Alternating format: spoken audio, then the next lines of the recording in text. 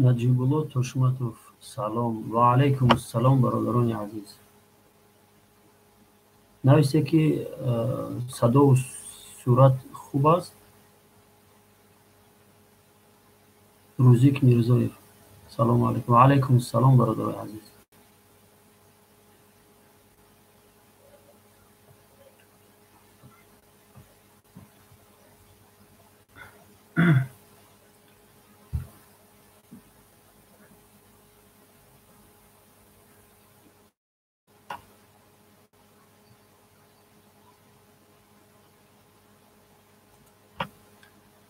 الحمد لله والصلاة والسلام على رسول الله اما بعد. السلام علیکم و رحمت الله و برکاته برادران عزیز.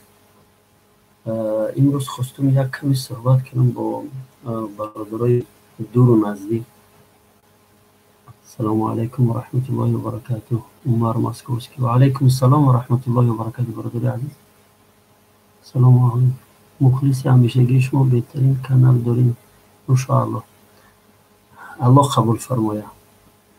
از ما که هیچی ساخته نیست، فقط هر یک ما میتونیم همین کارها را بکنیم. هر یک ما میتونیم که برای خاطر دین کاری انجام بدیم ان شاء الله. که هر یک ما اگر قدم زنیم و انسان هایی که اگر خیلی کانال هم نداشته باشن فقط دستگیری بکنن ان شاء الله که در اجر و ثواب پهن کردن دین ان شاء الله که شریک میشوند. سلام علیکم و رحمت الله و برکاته.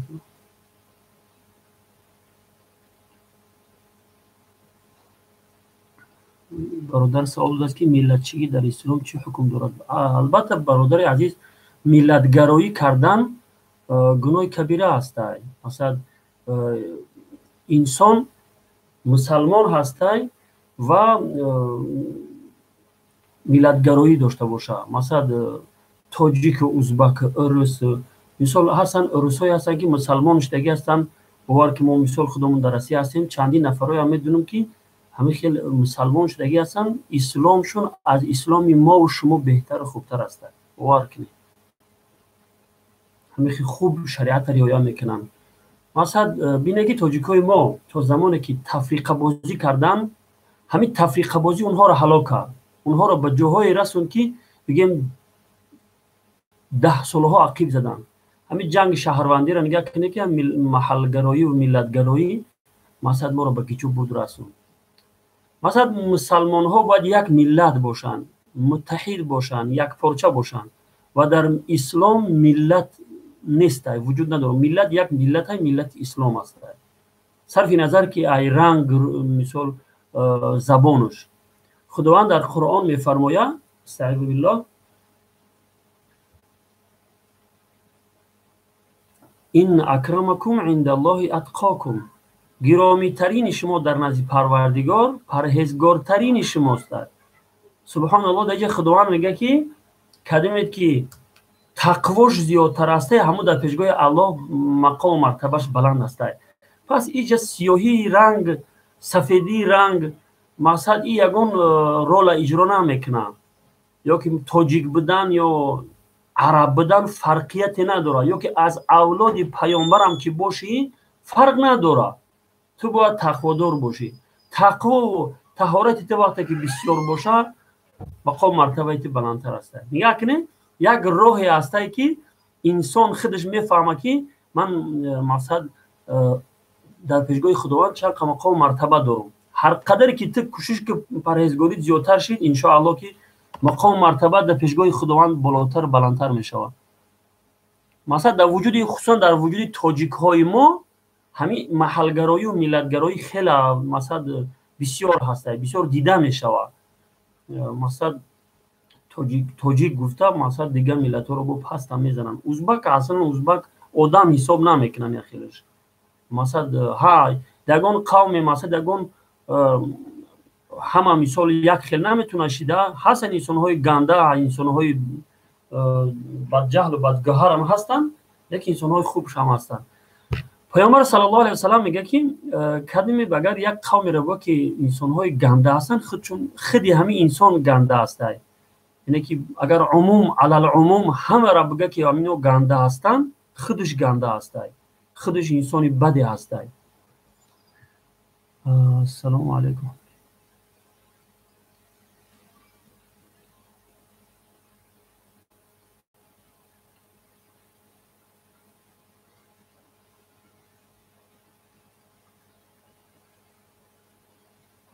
برادر گفت که ما همه چی را از شما یاد گرفتم اکرم. سلامت باشید دوستان، الله نگهبان باشه شما را پروردگار.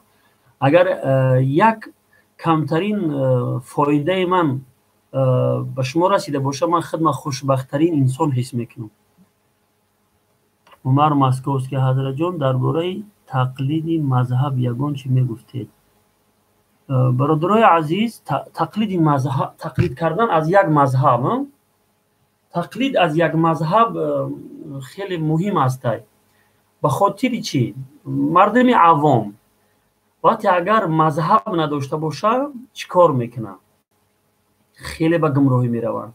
این مردم عوام که قرآن و حدیث نمیفهمه، این مذهب مثلا این خیلی که فقهای ملت مثلا اجتهاداتی که کردگی هستند فقط در مسائل فروعی، اینجا مسئله ها دو قسم میشه، مسئله فروعی و اصولی میشه. مسئله های اصولی مسئله هست که مثلا نص صریح قرآنی خطی اومده، مثلا نماز خواندن. وقتی که نماز خواندن هسته، نماز خواندن فرض عین هسته، این مذهب دخالتی نداره در اینجا. تمام مذهبای اهل اسلام، مذهبای اهل سنت و جماعت نماز خواندن فرض میگه، در این اختلاف نیست، در این مذهب در کار نیست. در طریقه خوندنش که چه خیل ادا کرده شوه، مثلا بعضی فقها هستن که رفع یدین مثال سنت میگن، اینم حدیث دلیل خودش قطعی ثابت است. و بعضی ها میگن که ترک رفع یدین، امام ابو حنیفه رحمت الله علیه میگه که رفع یدین کرده نشوه، یعنی اولا و بهتر یکی رفع یدین نکنه در پیش رکوع کردن. خلاصه که اینا اجتهادات خودشون دارن و هر یک در جای خود درست صحیح هست. و ما گفته نمیتونیم که ما حنفی ما درست هستیم یا که ما شافعی هستیم ما درست هستیم، دیگرها غلط هستند. وقتی که اهل سنت و جماعت چهار مذهب فقهای ملت تصدیق کردن، پتویجدت کردن، گفتی ارسو که مقصد همین چهار مذهبی که مثال پیروای خودش داره اهل سنت هستن، پس اینو معلوم هستن که وقتی که اهل سنت میگن معناش همینه که اینو با سنت عمل میکنن، دلیل قطعی عمل میکنن. فهمو؟ ما گفته نمیتونیم که ایش صحیحه ایش غلطه، ای گفته نمیتونیم. برای مردم عوام تقلید ضروری است، خیلی مهم و ضروری است. برای انسانهایی که عالم میشوند، یعنی که به درجه اجتهاد میرسن، دلیل میشناسن و از قرآن و حدیث دلیل برآورده میتونن، اینها تقلید کردن واجب، برای اینها تقلید کردن واجب نیست. اینها باید اجتهاد کرده، بگیم دلیل شناخته به دلیل شناخته خودش عمل باید بکنه. فهموشید؟ نه اینکه مثلا مردم عوام بگیم که دیگه تقلید لازم نیست. ای همین چهار مذهب باید که یک مذهب باید انسان اختیار بکنه و تمام اجتهاداتی که همین یک فقیه مثال یک مذهب اصول قاعده یک مذهب قدی بروه. و بعضی ها میگن که مثال حق در بین چهار مذهب میگن، حق در بین چهار مذهب دور میزنه، این تغوری است. این حق بدنش من تو نمیفهمیم، من تو همون دستلون پیرواد قرآن بزرگ میفهمیم، ایگیجا دلیل میشناسیم. مثال امام ابو حنیفه یا که امام شافعی یا که احمدی بن حنبل و دیگراش مثال اجتهاداتی که کردن، اونها قرآن و حدیث از ما و شما بهتر میفهمیدن. پس ما وقتی که تقلید میکنیم با فهمی فقهای ملت با قرآن و حدیث عمل میکنیم. خصوصا برای مردم عوام ضرور هسته که واجب هسته که مذهب پیروی بکنن و خواهش پرستی کرده نگاه نکنن که مثال مذهب کدومش که مثال مطابقی بگیم هوا و هوسش باشه با همو عمل بکنن. این خواهش پرستی میشه. تمام فقها میگن که فتوا خواستن با تشهی میگن بین خواهشات نفس حرام است. باید که مثال یا مذهب پیروی میکنی، همو فقهای ملت، فقهای همو مذهب چی احکام مسائلی که اخراج کردگی هستن طبق گفته‌های هوا میره، اگر چی که مخالف طبیعت تو باشه باید که عملش بکنی. خدمایی که مثال مذهب قبول ندارن کاری خودشون، ما با اونها کاری نداریم. مثلا چه خیلی فکر میکنن کردن بگیرن، نکی با ما کاردار نشوند، با ما کاردار نشوند و یک روی و افراطگرایی نکنن. ما اونها رو احترام میکنیم. برادر مسلمان نکی مثال همو فهمیش او درکی که اونها دارن ما اون قبول نداریم، با او شیخایی که اونها گوش میکنن ما با اونها قبول نداریم. تمام میقگا مثلا هر کس فکری خود صحیح بدونه دیگران را غلط بدونه، این هم ایروی عقل نطوری است. در فکر کردن انسان ها آزاد هستند. نمیتونیم که ما مردم مجبور کنیم که نه همین میمری گپی من گوش میکنی و مثلا من صحیحم دیگران غلط. این گپ طوری نمیگیره در اینجا برادر عزیز. تمام فقها میگن که پیروی از یک مذهب برای مردم عوام ضروری است. اگر مثال مردم عوام حرکت کنن و هر یک مثال احکام و مسائلی که مثال عمل میکنن در شریعت اگر دلیلش بدونن بهترین نه که اگر ندونه از علما باید بپرسه به همو فهمی فقهای ملت عمل بکنن به شریعت. این راه آسانه برای مردم عوام. ها مردم بگیم که تقلید ای مذهب جایز نیست، مردم دیگه چیکار بکنن؟ کی را پیروی بکنن؟ گفته همه پیروی بکنن. آیت دا پیروی کردن امام ابو حنیفه را پیروی کنم خوب نیست؟ یا که فقهایی که اونها تا این روز کتابهاشون هست اونها را من پیروی کنم او خوب نیست؟ بسم الله الرحمن الرحیم. بسیار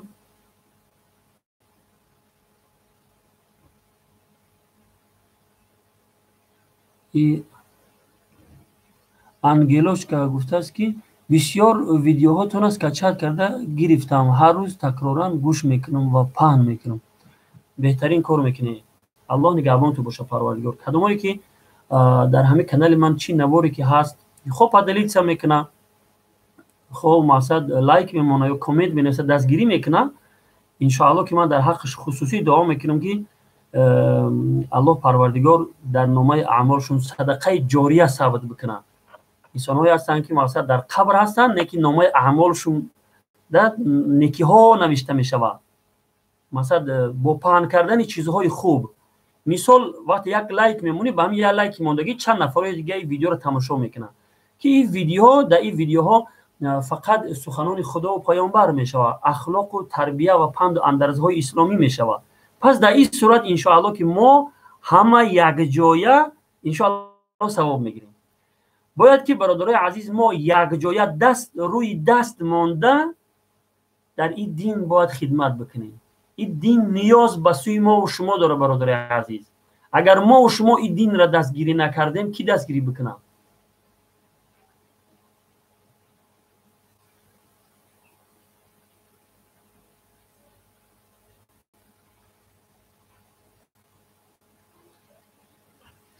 یک برادر سوال داده است که سلام حضرت، در حق حبیب یا آدم ملت چی گیرد چی؟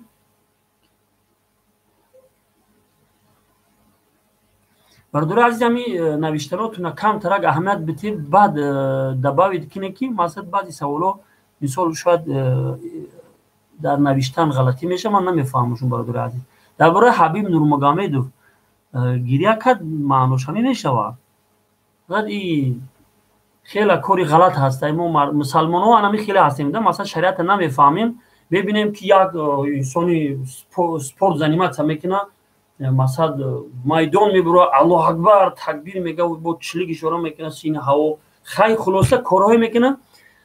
مثلا مسلمان ما فکر میکنه که همین کاری خوب است. نه کاری خوب نیست برادر عزیز. این مثلا طبیعت نور محمدوف در اسلام یگان فایده هم نمیرسونه یگان ضرر هم نمیرسونه و این یگان اهمیت هم نداره. فقط ما نگاه کنیم که جنبه شرعیش چی میشود. بسیار علما میگن که همین یو اف سی را بوی بیس پراوی را حرام میدونن.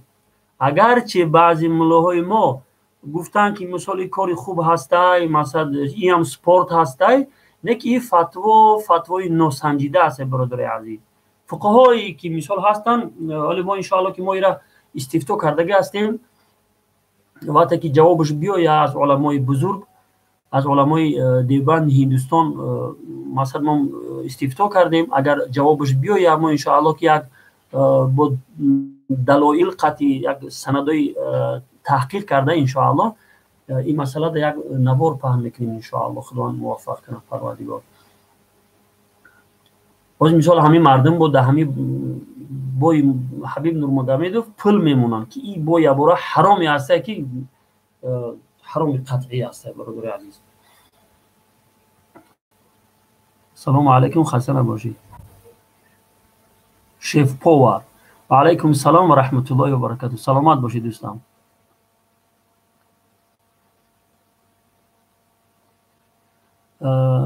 نوشته است امگلوشکا. بله اکم خدمت ایروی نصیحت های شما اصلاح کردم الحمدلله. سیاه ها ای سفید فرق کردم. رحمت الله بر شما. ویدیوهای نوتونش داریم بصبرونه. الله شما را جزای خیر ده پروردگار. ما را وقتی که شما مقصد سخنهای خوب میگه ما حوصله افزایی میشه برای ما را با کوشش میکنیم که بیشتر و بیشتر مقصد ویدیوهای خوبتر منفعت دارتر برای شما تقدیم میکنیم ان شاء الله. الله شما را جزای خیر بده و هر یکی ما شما را یکم خدمت بعد دیگران را سامعین را خداوند اولا توفیق بده که با این گفته های خودمون عمل بکنیم پروردگار. پند و نصیحت. السلام علیکم و رحمت الله و برکاته. ماشاءالله بهترین کانال. کاشکی که پروردگار شما وقتی که تعریف میکنه کانال ما را الله پروردگار قبولش میکنه. الله پروردگار قبول بکنه و ما را در خدمت دینش قبول کرده باشه پروردگار. ماشاءالله الحمدلله. نوشته است که السلام علیکم و رحمت الله. حضرت جمعه را خوندیم ما مسکو دا نو خوندیم. ما برادر عزیز میدونید ما در ساعت 8 بیگاه 8 نیم بیگاه ما در شب ما جمعه را بر وقت خوندیم. شیخ پاور برادر واتساپ داری؟ بله واتساپ دارم برادر عزیز. بله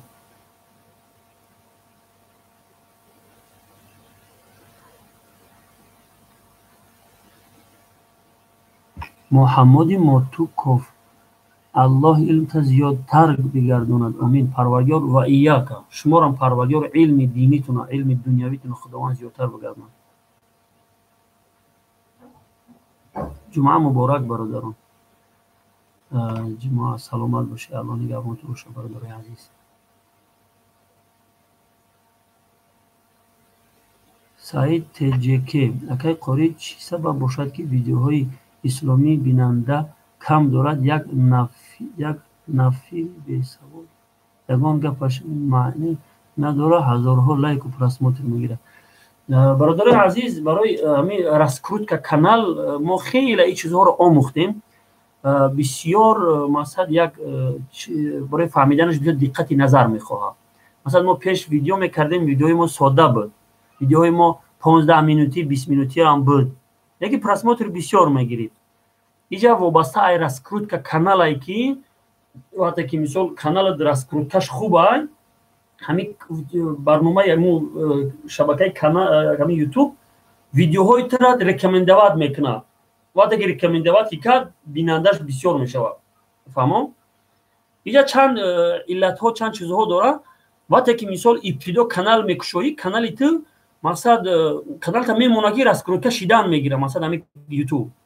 وقتی که میبینه که تو مانتیزات را پاتلوچات نمیکنی مثلا پلاکیش نمیکنی اونجا پلاکی که کردی این کانال رکلام میمونه در این تای ویدیوز من ببینم رکلام موندگیم. این از من علت چه میگم که برای چی رکلام موندگیم؟ یعنی مثلا مانتیزاتش پاتلوچات کردگیم برای چی؟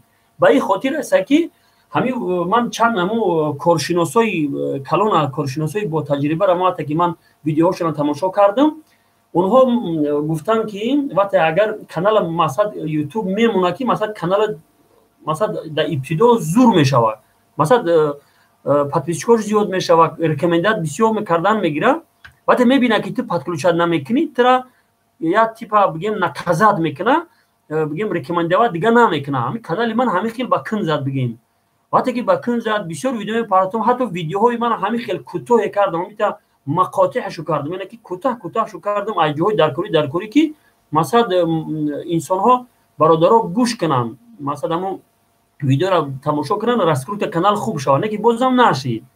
پس من مجبور شدم وقتی که کوفت و کوکی کردم روی همین گپای کارشناسا فهمیدم که مثلا وقتی که монетизация подключатки نکردی نمیشوه. حاجی недавно بگیم подключат کردم به خاطر اینکه همین раскрутка کانال شوه و الا من پروای نه پلی یوتیوب شم دارم نه پلی اکانت شم دارم نه پروای لایک شم دارم نه پروای اکانت چیزش. فقط من میخواهم که مثلا وقتی اگر раскрутка کانال شید بسیار خوب است که شما وقتی که لایک میمونه کامنتار مینویسید و ریکامنداسیش زیادتر میشوه. به همین خاطر مثلا раскрутка کانال هم خوبتر میشوه. دستگیری شما در نیاز داریم برادر عزیز.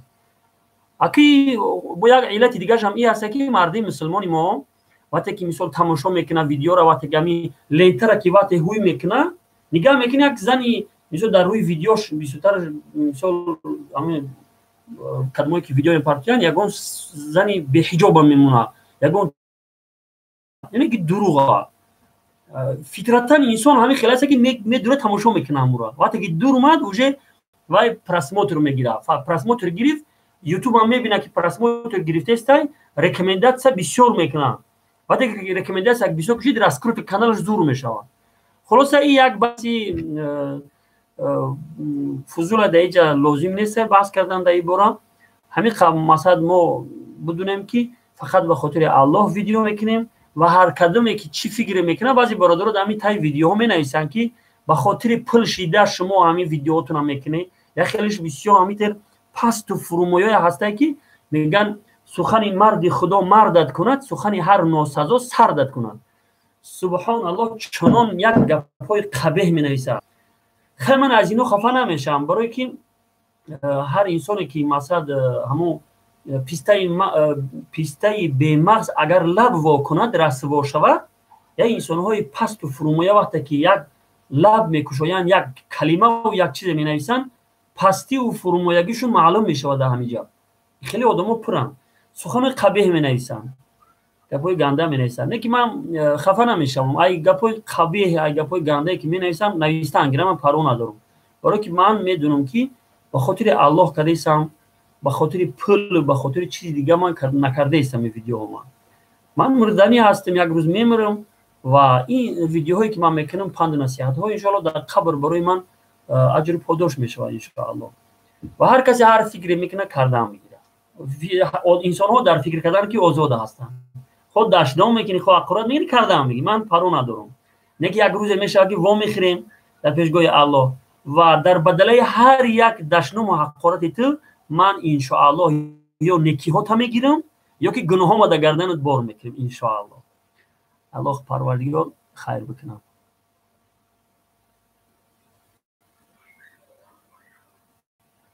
علیک نگماتوف شما در کجا هستید حضرت؟ ما در خدی دال نیواستوک برادر عزیز روسیه بیا میشید با برادر ما بسیارترش غریب هستن. خاک ما نمیخواهیم نه که امر تقدیر ما را به همینجا میکشه میبیوره.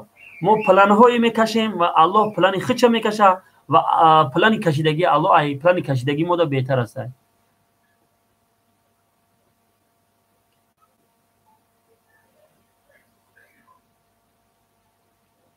عجم تجی سلام علیکم استاد من در کار هستم اینجا نمازم را الحمدلله میخوانم اما شرایط جمعه خواندن نیست اینجا تنها پیشین را با کوشش زیاد در شرایط ناتامین میخوانم آیا من گناهگارم یا نه؟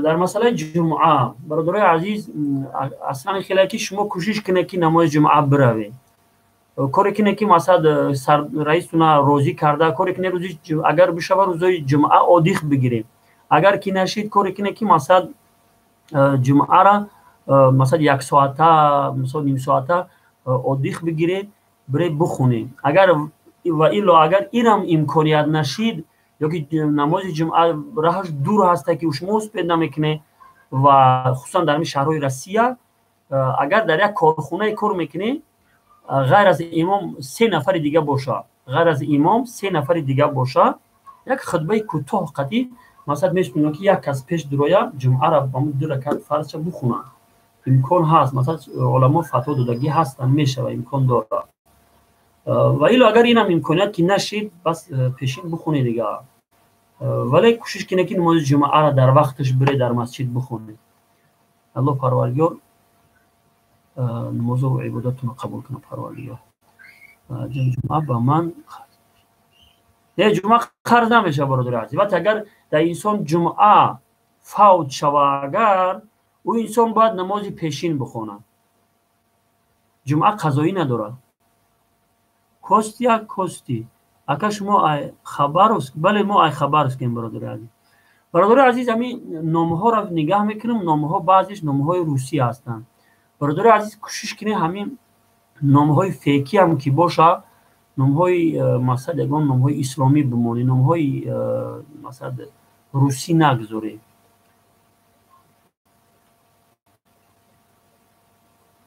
شیف پاور رقم های واتساپ تونم میدادی، رقم های واتساپ براتوا امامای براتوا حضرت سلام علیکم ای غریبی و علیکم السلام و رحمت الله و برکاته به تمام برادرهای غریب. الله تمام غریبا را برادرها و خواهرای ما را در غریبی حفاظت کنه پروردگار، از شر ظالما، از شر حکومتدارا، از شر تمام جنایتکارا و اوباشها. آمین.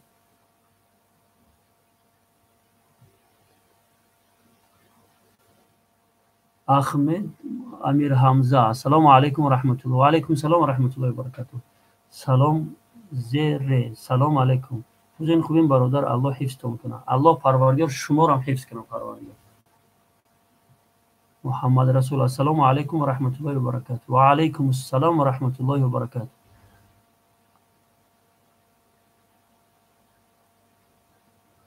اکم میگن انگیلاچ که سوال است که ژلاتین حرامه، بعد در ترکیب ژلاتین ژواچکا ژلاتین با ممکن نیست.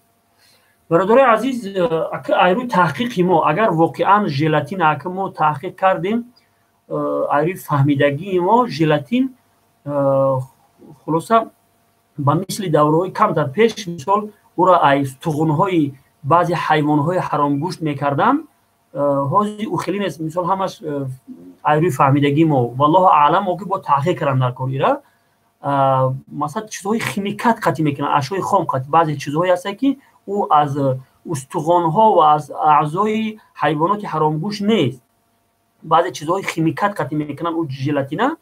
خلاصه اگر همین خیلی چیزهایی که ژلاتینه که از بگیم غیر چیزهای بگیم حیوان‌های حرامگوشت باشه خوردنش درسته. فهمو ژلاتین مثلا اگر واقعا تحقیق باشه، واقعا اگر همون چیزهای حرامگوشت باشه، استخوان‌ها و بعضی چیزهای اعضاهای چیزهای حرامگوشت حیوانات حرامگوشت باشه خوردنش البته حرام است. وقتی اگر یقین باشه، شک نباشه، میگن فلان میگه ایتری میگه خیلی نباشه، مثلا یقینا واقعا همین ژلاتین اگر بگن که این همین فیلم که میبره ژلاتینش همین خیلی چیز است خوردنش ممکن نیست. و الا اگر خیلی که نباشه یقین شک جای یقین نمیگیره، مثلا او یقینی نیست. ایرو تحقیق بعضی‌ها میگن مثلا ایرو تحقیق‌های فهمیدگی ما ژلاتین بعضی چیزهای خیمیکات قطعی میشوه که همو زمستی با جای همو ژلاتینی که ای پیش ایروی مثال ای همو استخوان‌های حیوان‌های حرامگوشت میکردن او خیلی مثال نیست. اگر خیلی که باشه مثلا میشه و خوردنش درست. مثلا تحقیق کردن در چیزهای پروداکت‌ها غیر گوشت ضروری نیست. مثال بعضی چیزها مثلا بعضی چیزهای حلال حرام داره یا که نداره همین سستفشن یک اون چیزی حرام نداشته باشه پروداکت‌ها را غیر گوشت مثلا خوردنش درست. فهموشید؟ نه که در گوشت تحقیق کردنش ضروری است. ایروی فهمیدگی ما همین خیلی برادر عزیز.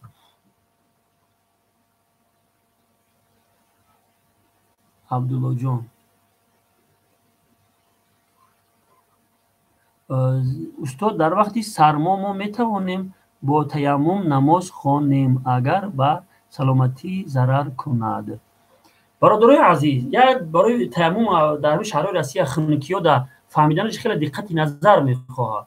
وقتی که مثال تیمم کردنی میشه در صورت درست میشه ضرر میکنه بیمارد میکنه.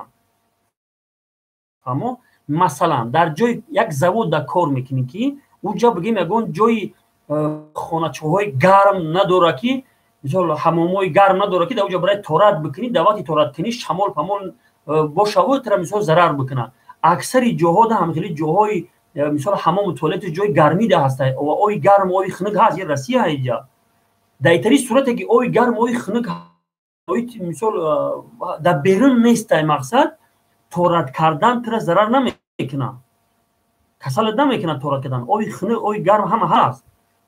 اگر چی سرما هستی در درون خونه هستی در درون جای گرمی هستی اگر در بیرون هستی یگون جای او گرم کنی نیست بگیم برای اوی گرم تهیه کردن خیلی کیلومترها دور میره مثال اوی گرم هست نکی در بیرون هستی که تا اگر همون چیزا تا هوی کنی و تورات بکنی شمال ایس میزنه تر کسالت میکنه اگر چی اوی گرم هستی. در همین صورتی که وقتی خوف بیماری داری در همین صورت میشه که تیمم بکنی و الا در درون کارخانه ها باشه در درون خونه باشه خنکی هم که باشه شرایط فراهم هست. مثال حداقل یک بار اعضاءات تر کردن فرضه هم یک بار اعضاءات تر بکو مثلا لباسات کش قاق بکو بخیر پیاد مثلا تو مثلا کسل نشوی در صورت تمام درست میشه که تو خوف بیماری هستی واقعا اگر خوف بیماری هستی در این صورت میشه تمام بکنی یا که در صورتی که آب نیست آب وجود نداره یا که آب هست خریده هست و تو پول نداری که آب بخری در این صورت میشه تمام بکنی.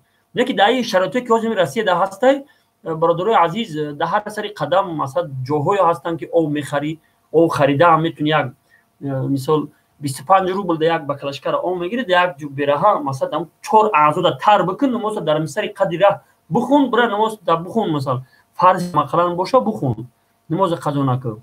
نه که مثلا اگر در صورتی که ضرر نکنه تیمم جایز نمیشه خصوصا در همین شرایطی که همین رسیده هسته فقط در بیرون باشه جای درونی نباشه.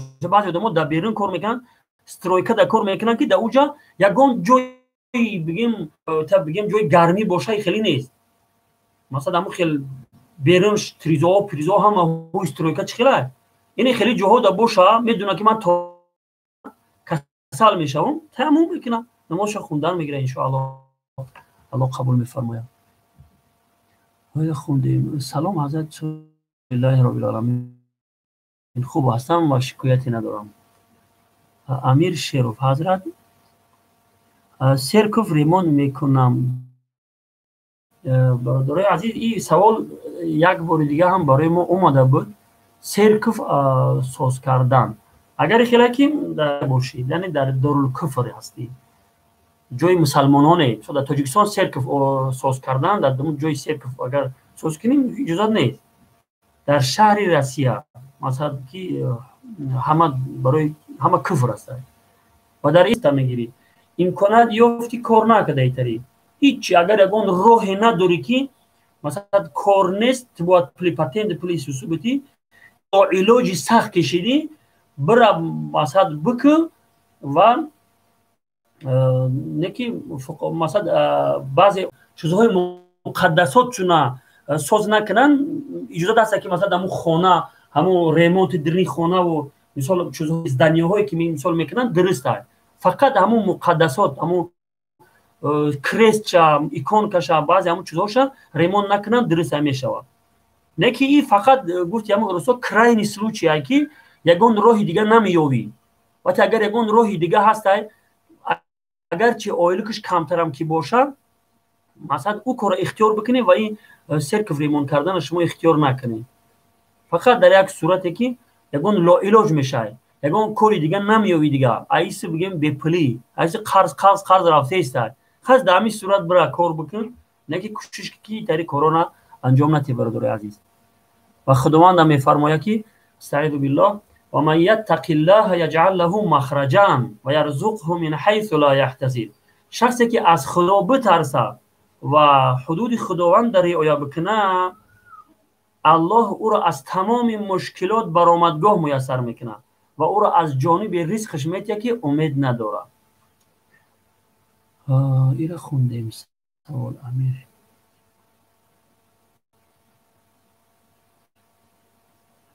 یک برادر سوال عبدالله اخی شما در روسیه این؟ بله برادر عزیز در روسیه، با هم تاجیک در گیجا میشی دیگه.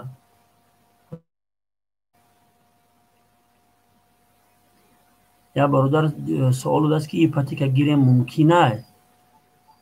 ایپاتیکا گیری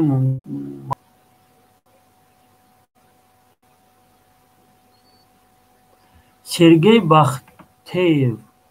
اوه سبحان الله، این نمای عجایب میگی. همه فکرم که باشه نامی مسلمانی بمونی. یگون نام علیه یگون نام دیگه. درباره اکرشکا سوال داره برادر عزیز، خورم یا نه؟ پیشکی رحمت. اکرشکا را برادر عزیز خوردنش پرهیز کنید برادر عزیز.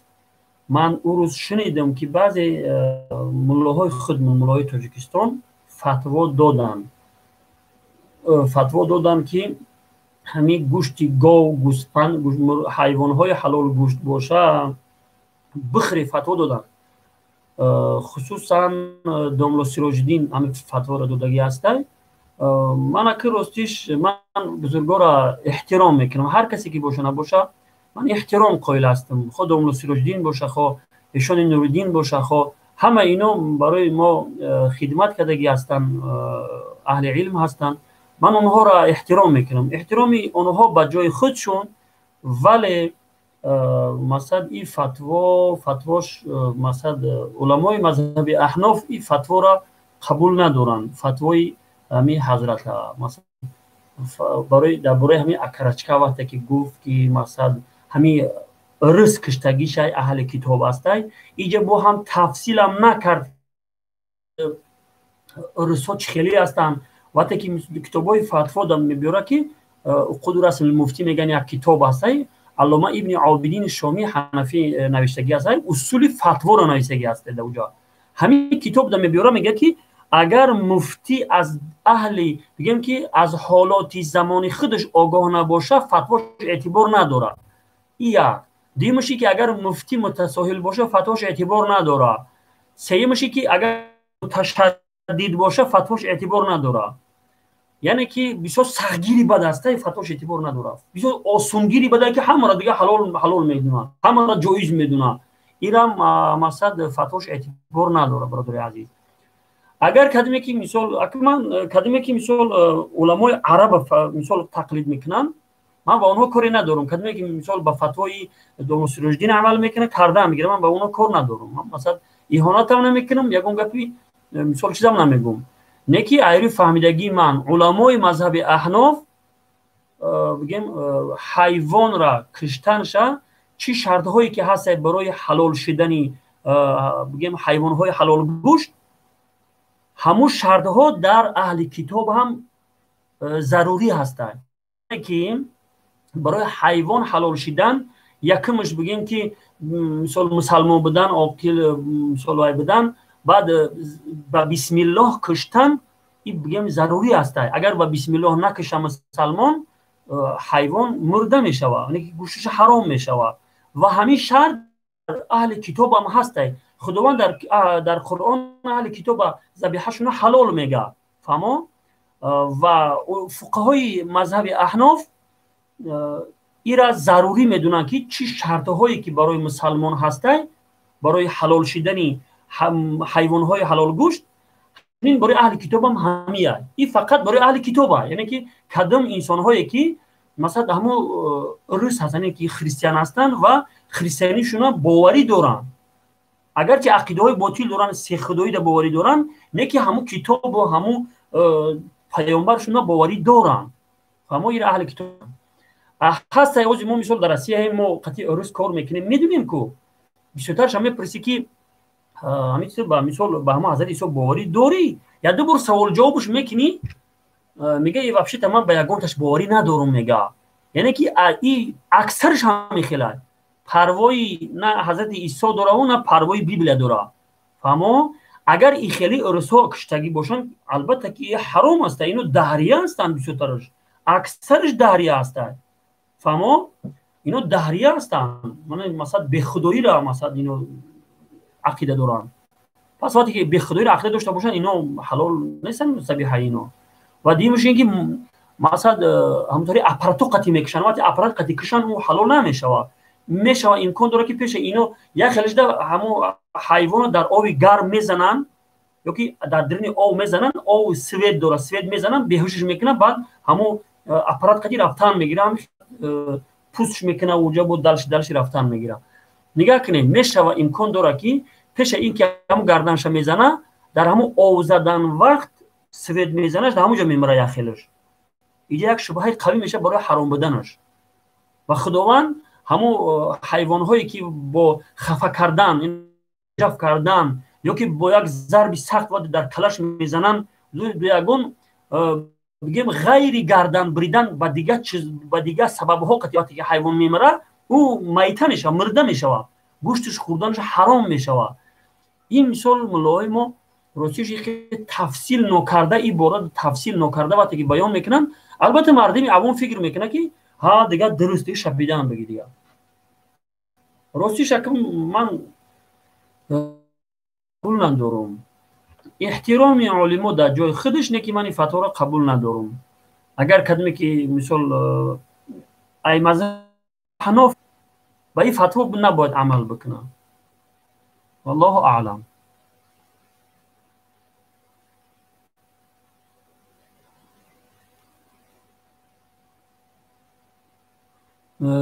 شریف خان احتموف سلام حضرت، من میخوام اما زورم به حج فرضی نمیرسه، اگر عمره روان کنیم قبول میشود؟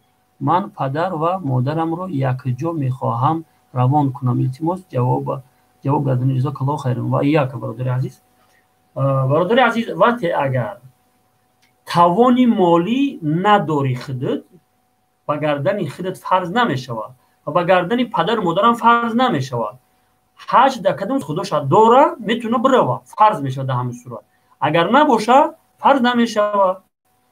اگر این برادر سوال داشت که من توانی مالی ندارم که حدش رایی کنم، بهترین فکر داره که مثلا رایی کنم پدر مادرم مثلا برام اون جای مقدس ببینم، بهترین کار است.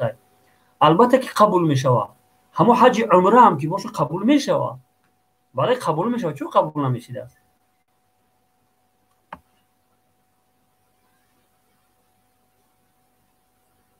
جایخون ایشون سجده سلام علیکم. و علیکم سلام برادر عزیز. جایهون سیتی در سرکوف میروند، بازیچه کند روچکه دفتر میتیان جایز است رحمت. واه سبحان الله. برادرای عزیز والله بالله قسم این کار من بکنیم. همون پدرها و مادرایی که فرزنداشون دیده و دونسته میدونن که سرکوف میروند و مثلا به خاطر همون یک روچکه و دفتر ده تنگپل یگون چکشون میتیان، اونها او میروند، همون اون کودکو تیز انعطاف پذیره، تیز اونها تغییر مییابند. صحیفه های قلب کودکو تازه های هر چیز کردی همون چیز نقش میبنده. این بسیار مکار هستن مثال یهود و نصارا که همون کودکو رو جلب میکنن، نسل نورس کودکو رو جلب میکنن، یگون سمپوم یگون پدرکه یگون سوسو میتیانشون، اونها همون خریستیانی رو قبول میکنن. اگر قبول هم که نکردن در قلبهاشون همون مائل به سوی اون میشوند دیگه. بفهمی که خصوصا در صورتی که ما و شما فرزندامون از دین شریعت و ایمان هیچ آگاه نمیکنیم. وقتی که ما فرزندامون خدا و پیامبر تعلیم که ندادیم و شناسی نکردیم، لقمه این همی کسا میشود دیگه. قطعی من بکنیم برادرای عزیز، همسایه هاتونن خیش تباراتونن کدومی که هست بری برادرای عزیز همون پدر مادرش گفت زنه که این کار نکنی بنون قاق راضی شوی، بنون قاق بری ماشین شوی و عرابه کشی بکنی، همون خراجات کنی نکی هیچ وقت کودکاتون رو نکنی برادر عزیز. خیلی خطرناکه برادر عزیز. من برای چی دلم میسوزه برادر عزیز. همین پکلینی هایی که هسته حوصله کتاب دینی خوندن نداره. یعنی که طالب علم خیلی عددشون کم هسته، خیلی کم هسته. آهسته آهسته اگر هم رفتن بگیره، آینده مسلمان ها در تاجیکستان و در دیگر جای ها بگیم که در دست کی میمون؟ دست جاهلا. خیلی که جناب رسول الله صلی الله علیه و سلم میفرمایند در امت من میگه زمان میشود که مردم انسان های جاهل را پیشوای خود میگیرن. بگیم که خطیب و امام اینها همش هم انسان های جاهل و بی سواد میمونن. پس وقتی اینها را پرسیدن به غیر علم فتوا میتن و خودشون و دیگران را به گمراهی میبرن. خیلی که حاضر میبینیم همین خیلی هستن. انسان های جاهل هستن. انسان های جاهل اصلا اهل فتوا شده گنوزی. اینهاش مایلش همین بلاگرها سرکردگان، بعضی بلاگرها هستن که بگیم سواد دینی ندارن، حلال حرام گپ میزنن. التماس برادرای عزیز، برادرایی که مثلا ملا اهل علم اهل شریعت دینی نیسته، کتاب‌های دینی خوندگی نیسته، خوبش مسئله بگیم حلال حرام گپ نزنه، ای دین گپ نزنه، خوبش گوش کنه، علما را اهل علم گوش کنه، یکی خود تو گپ نه. حاضر همین خیلی زمانش ده که مثال یک طالب علمی که 10 سال مدرسه خوندگی حدیث آیات قرآن گپ میزنه، در کامنتاری ها مینویسن میگه چی رو تا سیاه میکنی، میگه گپ بی چی رو تا سیاه میکنی، بدبخت دروغگو منافق. نگاه کن سبحان الله، خودش چی رو میفهمیده باشه. همین برادر عزیز، همین یک گپی که همین بزرگا میگن که لکل فن رجالون، هر یک فن استاد و ماهرین فن خودش داره. کنی من میپرسم ای همون انسان های دختر هستن، من پیش دختر برم بگم که دختر اینا فلان جای من درد میکنه، من فلان دارو را بنویس بته، وای 10 کورسه لیچنی مینویسم، میگی نه 10 روز کفایت نمیکنه، تو من همین 15 روزه بنویس، خیلی من دم گیرم خونه ده. این چیزها بگیم او را به غضب میبیاره، خشمش میبیاره. میگه من مؤسس فن هستم، استاد فن هستم، من خوبتر میفهمم که مثلا چی چیز برای تو ضرره، چی چیز برای تو فایده داره. پس وقتی پیش دکتر که رفتی دم طبیعی بشی، دکتر بهتر میدونه. همین خیلی است. هر یک فن استادی خودش داره، معلم معلمیش بکنه، شفیار شفیاریش بکنه. نکی التماس برادر عزیز، کدومی که اهل علم دینی نیسته با مسائل دینی کاردار نشوه. این مسائل دینی را خوندن و فهمیدن و تعلیم گرفتن کاری هر انسان نیسته. خیلی یک همتی عالی میخواه که انسان بگم 5 سال و 10 سال علم آموزه، علوم دینی. بسیاری آدما میگن که ملاگی کسب نیسته، بده معلمی کسب بدست و ملاگی کسب نیسته. عالم دین مهنت میکنه، عذاب بکشه، عمر جوانیش همیتیه علم حاصل میکنه تا اینکه ما و شما راه درست نشان بتیه. ای قرآن و حدیث اسلامی درست برای ما و شما. شریخان سلام حضرت ما ای را گفتیم سوالشا نتیجه کدام کنم.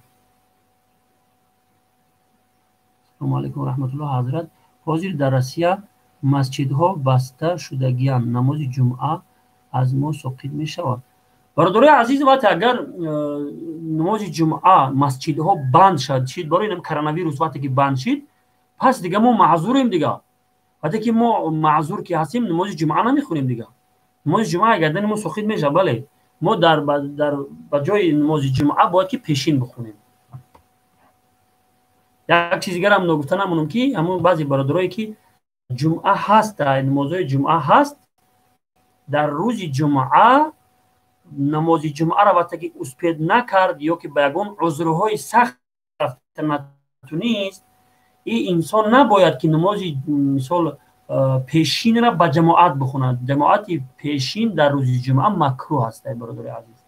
یعنی در روز جمعه وقتی که نماز جمعه رفته نتونیست، قدی 3-4 نفر نمیتونن نماز به جماعت بخونن، باید که تنها نماز جماعت بکنن. این نماز پیشین تنها باید بخونن.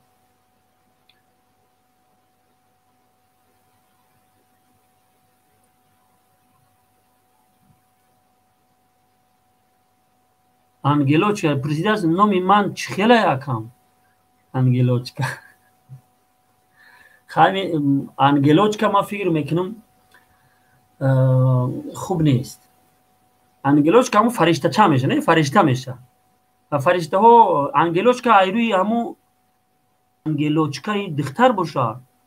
اگر دختر باشه مثلا این فرشته میشه. نه اگر فرشته ها بگیم عقیده بگیم اهل اسلام هم میگه که ملائکه ها دختر بچگی ندارن. میگه جنسی مردان جنس ندارن اونها. جنسی مردانگی زنانگی ندارن اونها. یک مخلوقی هستن که اونها را خداوند از نور پیدا کردگی هستن. پس خوبش که یک نوع دیگه بمونی. انگلوچکا.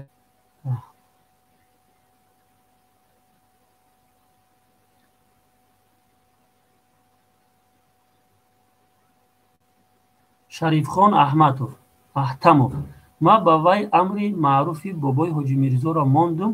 гуфт бин нигоҳ кард пумпра гирья омад. нафаҳмидем гирья омад. оё ислом чӣ мегӯяд ба ин хилол дамо? ман ин савол хеле нафаҳмидем бародари азиз. ма ба вай амри маъруфи бобои ҳоҷи мирзоро мондум. гуфтум нигоҳ кард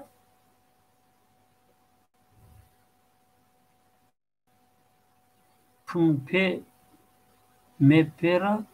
نفهمیدم برادر عزیز. همین جای درکاری لفظ اساسیش شما چه خیلی مثلا خیلی اشتباهی در کتابات شدگی هسته اصلاح بکنید برادر عزیز. نفهمیدم بخشش. طالب 65 برادر نمیتونی نواری برادر و زندانی برادر نمیتونی نواری برادر چی؟ از زندانی قزاقستان مراجعت کرد کو. چیکار کنیم این برادر رو نفهمیدیم سوال ده برادر است. برادر این نواری که از زندان قزاقستان مراجعت کردگی هست راستش من ندیدمش. چی میگه او را؟ فیروز سلیموف اگر زن اسقاط حمل کند پشیمان شود چیکار کند که الله گناهش را ببخشد؟ برادر عزیز مثلا وقتی که مثلا زن سقط جنین میکنه قصدن میدونه که مثلا همین کار گناه هست اینه که بو میرم هم کارو میکنه مرتکب گناه کبیره میشه و قتل نفس ای.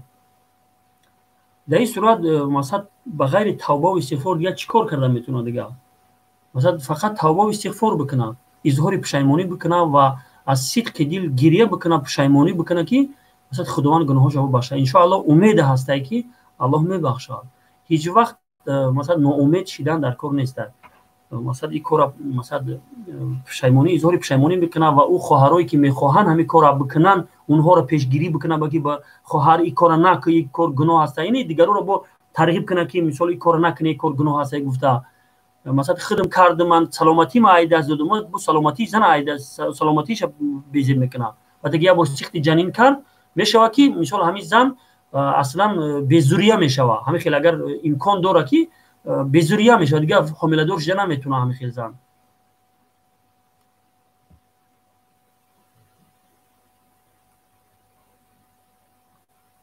طالب 65 چرا سوال ما رو جواب نمیدی؟ برادر عزیز سوالی دیگه جاشی همین سوالی نبود.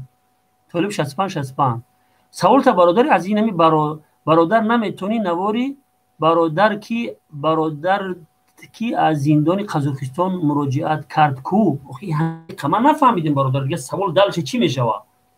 مثلا این ویدیو رو من راستش ندیدم چیکارش کنم همین ویدیو رو؟ من واضح‌تر گپ زنی. التماس میکنم برادر عزیز مرا درست بفهمی. یا مثلا یک تا هستم شما بسیار هستی سوالتون رو نویسی وقتی کم ترک واضح‌تر روشن‌تر بنویسی. حسن سوال نصف علم برادر عزیز. الله شما را جزای خیر ده پروردگار.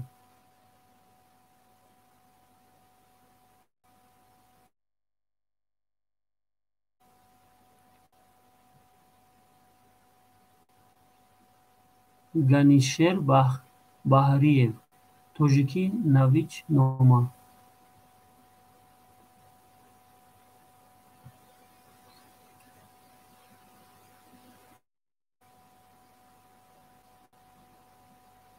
شریف خان احمدوف اکا یک سوال دادم و دوام شد.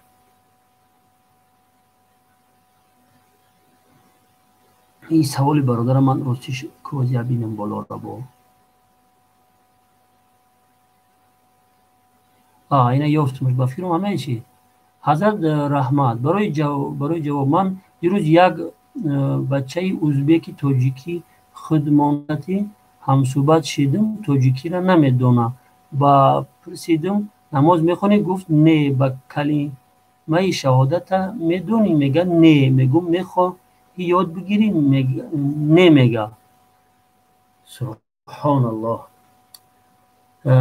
اگر سوالت برادر شریف خان احتموف اگر سوالت باشه برادر عزیز این خیلی برادران ما بسیار میبینیم ما باید که این برادران را کم کمکی نصیحت بکنیم و از نصیحت کردن اونها نباید خسته بشویم اگرچه دشنام میکنن اگرچه قدیمون جنجال میکنن با خفا نشیم باید یک اخلاق رعایت کرده باید این برادر را ما نصیحت بکنیم کلمه را نمیدونه کلمه را یادش بده ولی من برای برادرها گفتنی هستم که خداشون مسلمان شما رو نکنم انسانی که اصلا به امرش نماز خوندگی نیست و کلمه شهادت نمیدونه اگرچه اولاد و اجدادش مسلمان اومدگی هسته خودش مسلمان حساب نکنه برادر عزیز گفت ایشون نوردین کفر این نیست که در پیشونی دمیخی نویسته شود در پیشگاه خداوند مسلمان حساب نمیشوی انسانی که اصلا نماز نمیخونه و انسانی که کلمه شهادت حتی نمیدونه مسلمان حساب نکنه خودش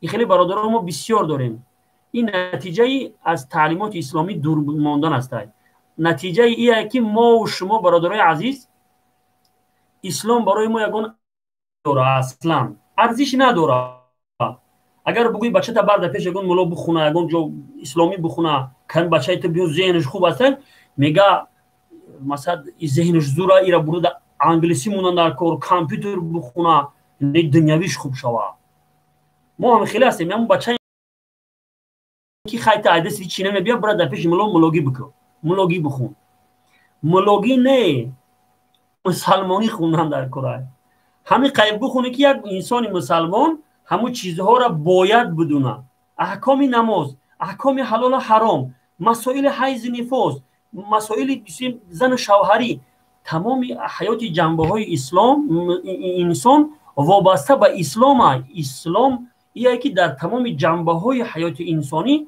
تعلق داره پس باید که ما تعلیم بگیریم میره پدر و مادر گناهکار هستن برادر عزیز فرزندش 25 سالش دیگه کلمه شهادت نمیدونه پدر و مادر گناهکار هستن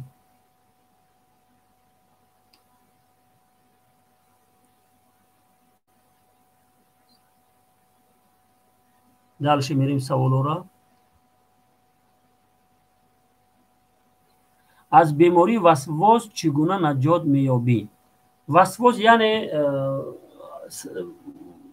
مثلا یکی اگر همون جین درماندگی باشه در بدن انسان او را فقط رقیه خونی میکنی وسواس هم که هر خیلی وسوسه خود در دل شما دادن میگیره حتی که مثال وسوسهش میکنم میخیزم میگه فلانی را بزن بیشترش میگیره کورچه قطی میزنه مو جین داره او را فقط همون رقیه خونی قطی این آدم باید پرهیز بکنه ای موسیقی ها از چیزهای حرام پرهیز بکنه این گناه نکنه و همیشه ذکرهای صبح و شام بکنه خصوصا آیت الکرسی 4 قلو را بخونه در دستش صف کنه پیش خواب در تمام بدنش بشکه ان شاء الله ای وسوسه ها و چیزا ان شاء الله که نجات مییابه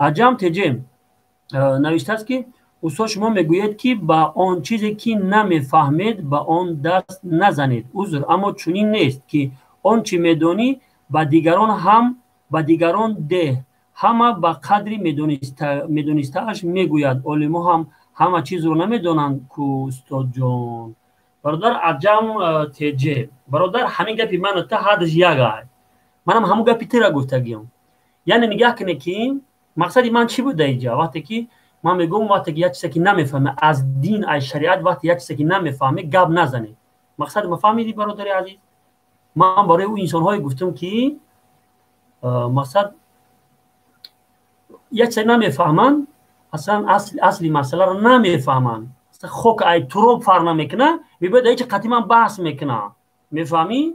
وقتی که عالم دین یا که اگون اهل علم طالب علمو گپ میزنن در گپ او اعتراض میکنه در جا توری میگیره همین خیلی مثال حاج اکا خود من سوال میتونم اکای عجم تیجی خود دختر هستی من پشت بیام در کاری تو اعتراض بکنم و حالا که تو او حالی او سوالی چیزی که من سوال میتونم او بهتر میدونی و من ای پیش خودم یگون چیزا مثال سیاه‌سفید میکنم ترا میفهمم میکو یا که مثال شفیار هستی یا انسانی که اصلا پروا نداره و سیاه‌سفید کدام میگیره در پیش تو میگی که اخی من اکا 10 سال استاژ شفیاری دارم تو چی ده پیش من گپ میزنی من این مقصد دارم نه اینکه مثلا یه انسانی که یک چیز درست بفهمه دیگران را با حق نداره که گپ بزنه برادر عزیز یک چیزی که میفهمی ها دیگه شروع میفهمی درست میفهمی امورا میتونی که به دیگران برسونی و یک چیز دیگر هم نگفتن همون برادر عزیز که در فکر و اندیشه های خود تا وقتی که بیان میکنی تحمیل نباید باشه فهمو تحمیل چه خیره مثلا فکری خود تا بیان میکنی و اصرار میکنی که همین گپ ان همیه درستش همیه تو غلط میکنی این گپ غلطه برادر عزیز انا میکر غلط است وقتی که فکر تا بیان میکنی فهمیش خود تا بیان میکنی با یک طرز باید گپ زنی که مجبور نکنی که همو آدم گپی تو را میمره گوش میکنه اکا میگی من فهمیش من همیه از روی فقها از روی علمایی که من فهمیدم مثال همین گپ همین خیلی میشوه و اوسش کاری تو که قبولش میکنی و نمیکنی انا این خیلی باید باشه برادر عزیز نه اینکه مثال یک آدم ببینیم که همین مطابق طبیعت من گپ نزد بگم رو سیاه ترا یا که فلان خطاب بگم این گپ ها و فرومایگی همون انسان نشان میده برادر عزیز مقصد من اینه مثلا خصوصا در مسائل دینی در مسائل دینی هر عالم اهل فتوا شده نمیتونه نمیفهمی برادر عزیز مثلا من اهل فتوا نیستم فقط نقل فتوا کرده میتونم همون مسئله هایی را که تحقیق علما صورت گرفتگی هسته من میتونم همون را از کتاب نقل کنم که بگم که فلان عالم در فلان کتابش همین گپ میگه فهمو و این گفتن نمیتونم که مثال این را ایری فلان آیت همین مسئله همین خیلی میشوه برای که من اهل فتوا نیستم برادر عزیز در مسائل فتوا مسائلی که بگیم وزنین هسته من حق فتواتی ندارم برادر عزیز همون قایی که من میفهمم فهمیشی من میگیره میگم میفهمم همون مسئله را مثال مسئلهش هم میبینم اینم یه بعضی با سوالای بیاد که من نفهممش بگم نمیفهممش برای ندونم من هیچ وقت من رو مسیح نمیکنم بگم که من میدونمش با فکرم که برادر عجم تیجه مقصدی من فهمیدی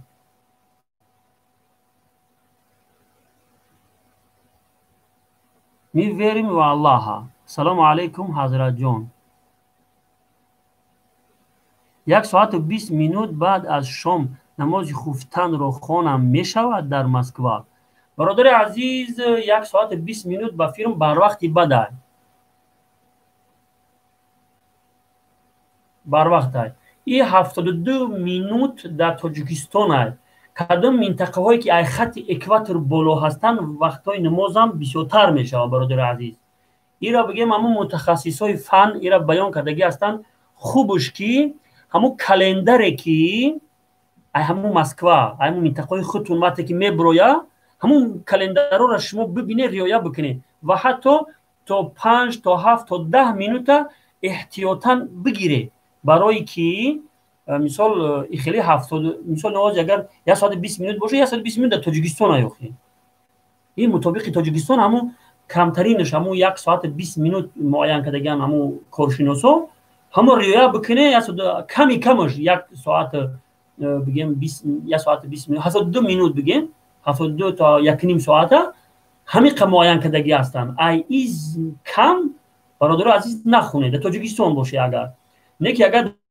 همون منطقه خودتون همون کلندرایی که افیتسال سایت قطعی مثال میبرورن همون را رعایت بکنی خوبتر است برادر عزیز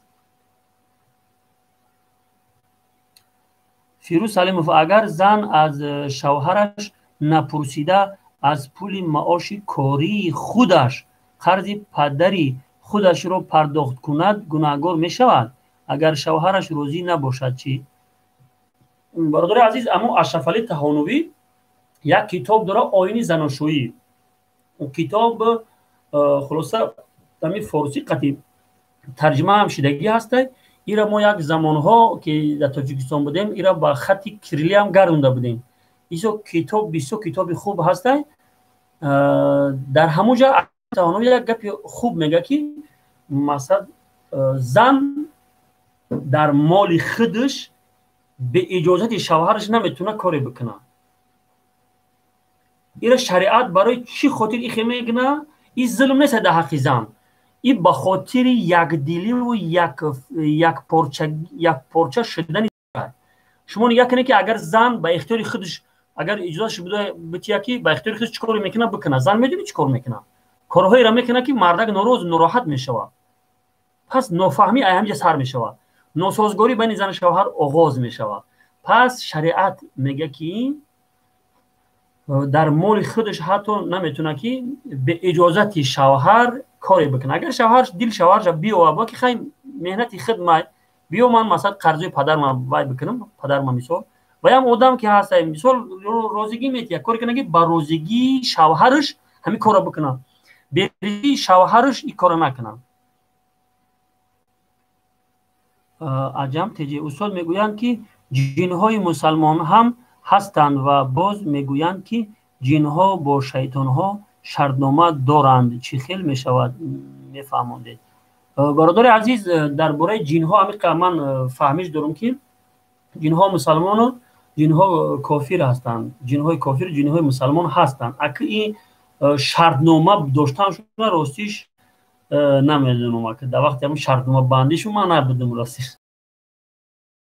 راستیش همین قفلا علم دارم که جنها از نوعی همون شیطان ها هستن، یک نوعی از شیطان ها هستن همون جنها. و بعضی جنها مسلمان هم هستن و جنهایی هستن که کافر سرکش هستن. الله اعلم.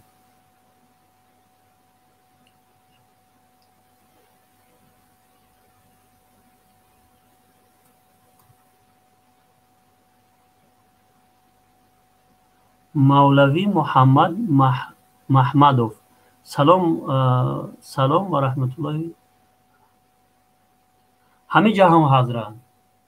محمدوف همین محمدوف همین نام اگر اصلاح میکرده خوب میشه. محمد اصلا نام غلط هسته.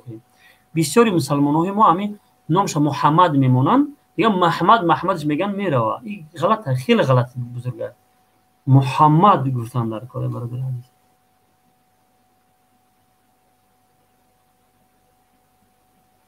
بهادر اسماعیلوف میگه خدا نیست.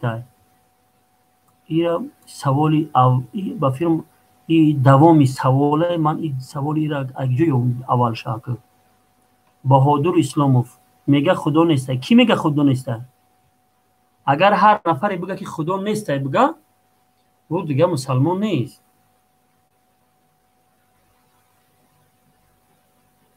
قاری جان استاد الهام نوروزوف رو میشناسه؟ نه برادر عزیز، الهام نوروزوف رو نمیشناسم. السلام علیکم. قریمو در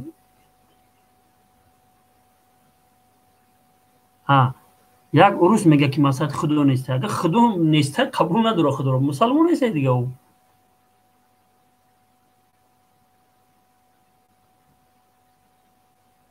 اگر برادر عزیز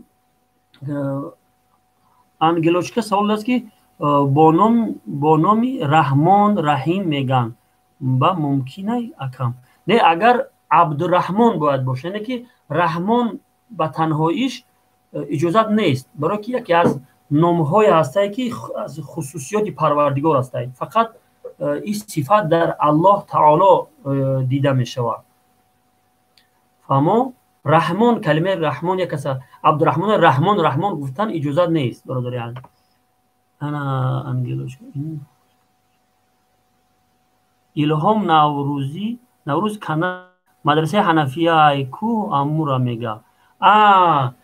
این برادر میدونم خوب میدونمش برادر عزیز. مدرسه ادمین کانال مدرسه حنفیه را میدونم برادر عزیز. شناختم. بله بله بله. مدرسه حنفیه خیلی خیلی درس‌های خوب دارم، خیلی مثلا نصیحت‌های خوب میکنم. سلام علیکم و رحمت الله و برکاته. ابو رؤوف سلام علیکم و رحمت الله و برکاته حضرت. و علیکم سلام برادر عزیز. طالب 65 برادر، در کامنتری شما یک انسانی به نام الیک نعمتوف نوشته که کسی خطا می نویسه و یا نخواندگی مکتب همونایی که خطا می نویسن شاید تلفنشون میدهی، شاید چرا در تحقیر. سبحان الله سرشی. برادرای عزیز من گفت ما همه گفت من ایسر اولی بمونه، من تحقیر نکردم برادر عزیز. خیلی بدگمان نشه برادر عزیز، خیلی بدگمان نشه. من کسی رو تحقیر نکردم. من گفتم که نگاه کنه که بسیار همون پرایموی افیرو رو نگاه کنه، بعضی برادرها میرسن غلط مینویسن. من میفهمم که وقتی در تلفن مینویسی غلط مینویسی. آخه پیش غلط که نوشتی من نمیگم من بی غلط هستم. کی بی غلط؟ یکم کس بی غلط نیست. نه که نگاه کنی برادر عزیز، همین تلفن وقتی که من میگیرم دستم میگیرم نوشتی خلاص که کردی، پیش از اینکه دبیت میکنی یا بار خوندگی تا اسپراویت بکن، بعد ادپراویت بکن. برادر عزیز بخشش زیاد اگر کت میره خفه کرده باشم. نه خیلی فکر نکنی من یکم کس خدمه یکم کس بهتر از شما بهتر نمیدونم برادر عزیز. خیلی فکر نکنید. پول شما را باز بگردونن، از ظلم شما را حفاظت کنه پروردگار. کم چی بود در باره بعضی زنهای دوره رسول اکرم استوری هاشون کمه، مثلا رابعه ادویه بعضی ها و چی نمیشناسم. بله برادر یکی انگلوچکا ها، این انگلوچکا سوال داشت که درباره زنهای دوره رسول صلی الله علیه و آله میرسه ویدیوها نوارها. ما راستیش در همین بارها خوب مثلا نیت داریم که نوارها یک سیلم نفقه کودک ها ان شاء الله که ما کوشش میکنیم و برادرایی که مثلا همین اهل علم مثلا ما کوشش میکنیم میرسونیم به اونها که در همین باره بسیارتر صحبت کرده شود در باره بگیم زنهای عصر زمان پیامبر. ان شاء الله ما خودم آغاز میکنم. این همین خواهر است با فکر من انگلوچکا خواهر باشه ان شاء الله که موافق طلب شما همین را ان شاء الله در روزهای نزدیک آغاز میکنیم ان شاء الله.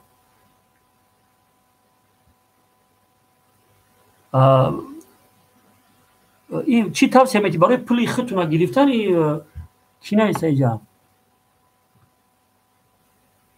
بهادر اینه کیه؟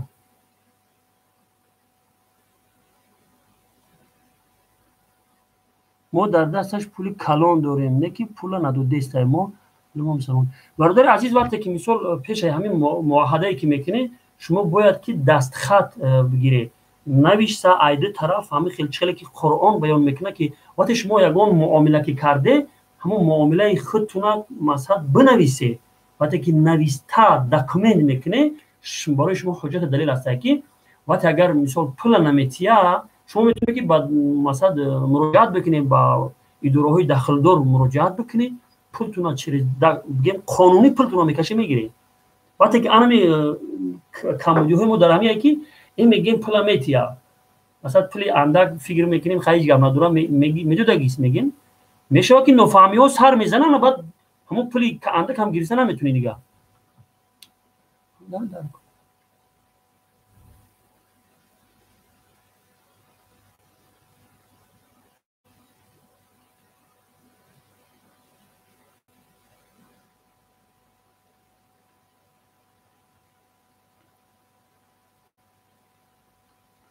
استوری رابعه ادویه را ای کجا دسترس کنم؟ راستش اگه با کتاب‌های فارسی هست درباره رابعه ادویه، نه که با خط کریلیک نمیدونم هست نیست. بیشتر من چی رساله یا که هم کتاب‌هایی که هستن فارسی قدیس کچاد میکنه بینم اگر من دسترس کنم ان شاء الله خیر میبینم نصیب ان شاء الله.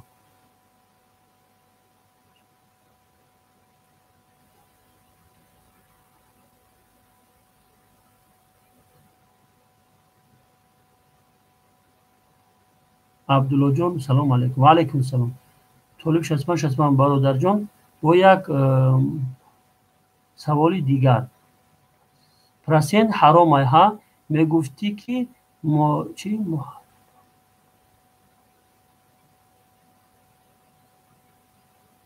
مزاربه بگیم محاربه نه مزاربه مقصدتون است نه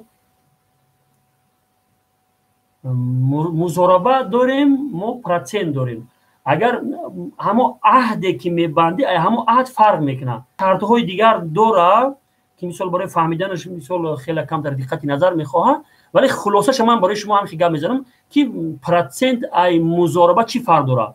پرسنت ایه که وقتی که من خودم مثلا $100 میتیم $100 قرض و هر یک ماه باید که $10 باید منو بتی $110 منو سری ماه باید بتی $10 پرسنت میشه و حرامه $100 باید واپس کرده شود. اگر در صورتی که مثال پرسنت ایه که او $100 تو گرفتی گم کردی یا که مثلا بار خریدی بار تلف شد مثال بار خریدی بار همه ویران شد سرماج در ماشین آورد سرماج بود مال تو تلف شد $300 تو فایده ندیدی خلاصه به هر صورت فرق نداره تو باید $110 کرده سری ماه بتی. مزاربه ایخی نیست. عقد مزاربه حلال است عقد پرسنت حرام است. عقد مزاربه همیه که مثلا من عهد پیمان میکنم من پول دارم کار کردن نمیتونم و تو کار کردن میتونی و پول نداری من ترا پول میتیم اکا اینا پولی من بگی در پولی من کار بگو تجارت پولی من میگیری میره بار میخری میبیایی میفروشی ما اینجا عهد میکنیم که همین $100 5% یا 10% یا هر قدری که ما و تو مصلحت میکنیم 50% شه من میتی همین خیلی مصلحت میکنیم و تو کار کردی سری ماه کشید 50% مصلحت کردیم 50% هر چند پرسنتی که ما مصلحت کردیم ما پرسنت رو من باید که واپس کنی بتی منه بغیر از اون $100 که من ترا دودگی هستم را واپس میکنی. فرق همیه که در مزاربه وقتی اگر رفت تو تجارت کساد شید او بید کشید نگی ضرر دیدی در این بار بند خریدگی در ضرر هم شریک هستیم در فایده هم شریک هستیم برادر عزیز. انا فرق داره برادر عزیز. ای پرسنت دادن مزاربه بکنی مزاربه بهترین است ان شاء الله الله برکت میتیه. مسلم السلام علیکم استاد یک برادر زنی روس گرفته است ولی زن مادر شای گرفته است ولی زن مادر شای جایزه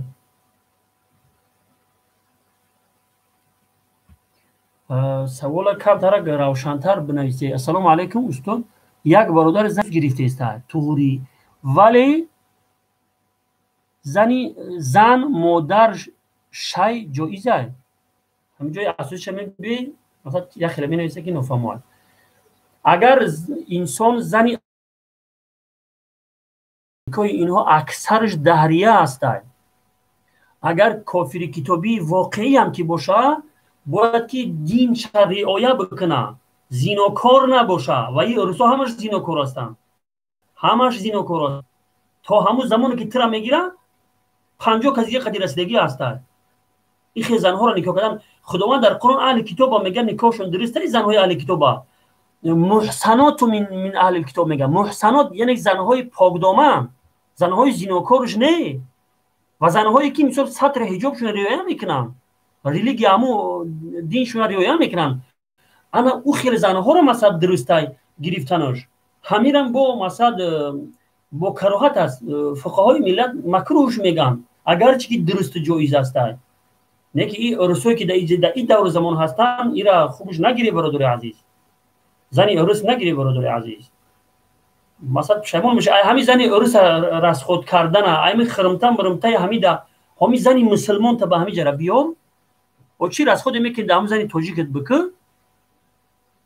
زنی توجیک خودت چی کمان همون برادرای را من میدونم که زنی ارز گرفتن زنای تاجیکشون در تاجیکستان حقوقشون پایمال میشود 2 سال تاجیکستان نمیروند انا با میبینی که کلمی خونه را قطعی فلانی قبیدن با مردی بگونه قبیدن همین خیلی ویدیوها بسیار شده برادر عزیز اولم درستون نمیشود و شما فکر میکنه که همین زنه که همین پلش روی کنیم بس خلاص میشه همین بس کافیه دیگه نه برادر عزیز نمیشه خیلی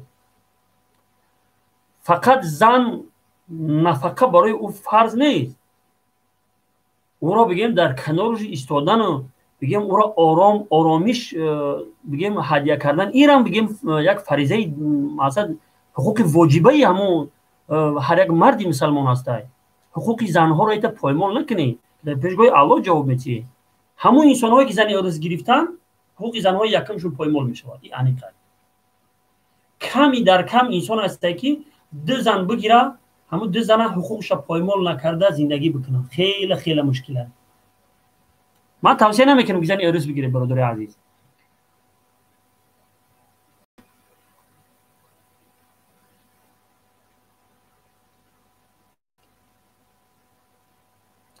محمد صالح سفرزاده آیا از بانک های کافری کتابی پرسنت گرفتن جایز است خلاصه اینجا یک همین مسئله پرسنت گرفتن مثلا همین کردیت گرفتن یا بار دیگر هم اشاره کردم در این باره که من هیچ کار فتوا نمیتیم که کردیت مثلا ای بانک با پرسنت پول بگیره من این کار توصیه نمیکنم فتوا نمیتیم اینا من گام شروع بفهمه برادر عزیز نه که من فقط صورت مسئله را بیان میکنم که بعضی فقها در همین باره 2 فریق فقها هستند بعضی فقها قطعا از یگان خیلی نوعی پرسنت خو از کافر خو از مسلمان همش حرام میدونن و بعضی هاش بگیم که در دارالکفر نه که در روسیه باشه دارالکفر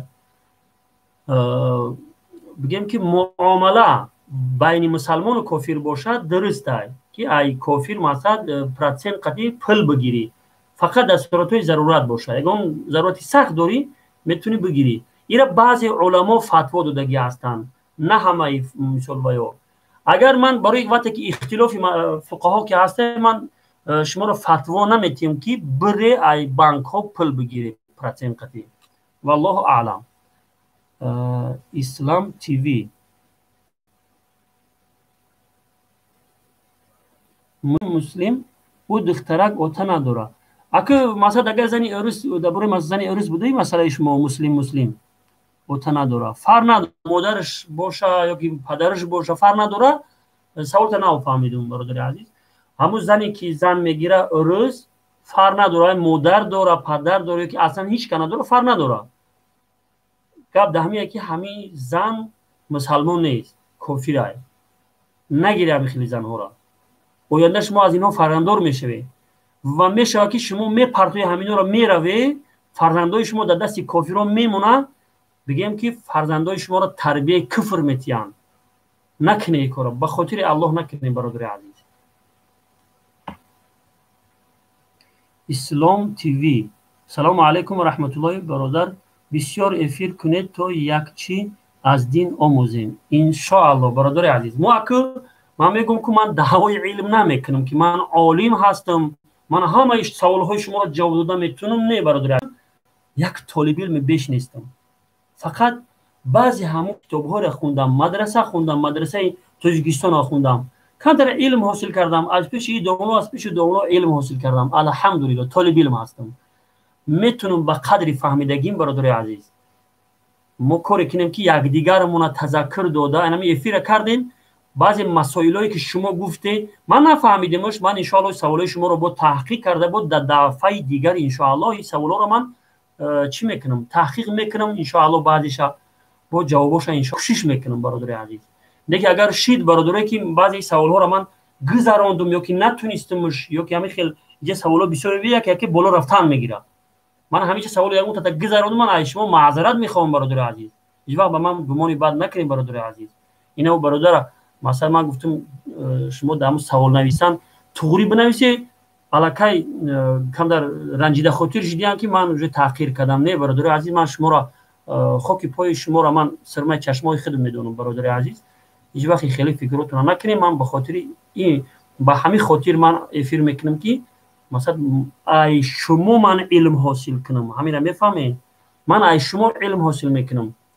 مثلا اگر طالب علم هستم، عالما و بگیم اگر 100 عالم هم که باشه با تنهاییش علمش در درون خودش میپسه میره. وقتی اگر سوال جواب کی کرد از او علم او سایقل میشه و علمش زیاد میشه. من به خاطر علم خود شما هم صحبت میشم برادر عزیز. من هیچ وقت یگان کسی شما را تحقیر نمیکنم. ان شاء الله من شما را هیچ وقت ای خودم پس نمیدونم برادر عزیز. همه شما را من احترام میکنم، به خاطر الله دوست میدارم برادر عزیز، خواهرای عزیز. دوم نمای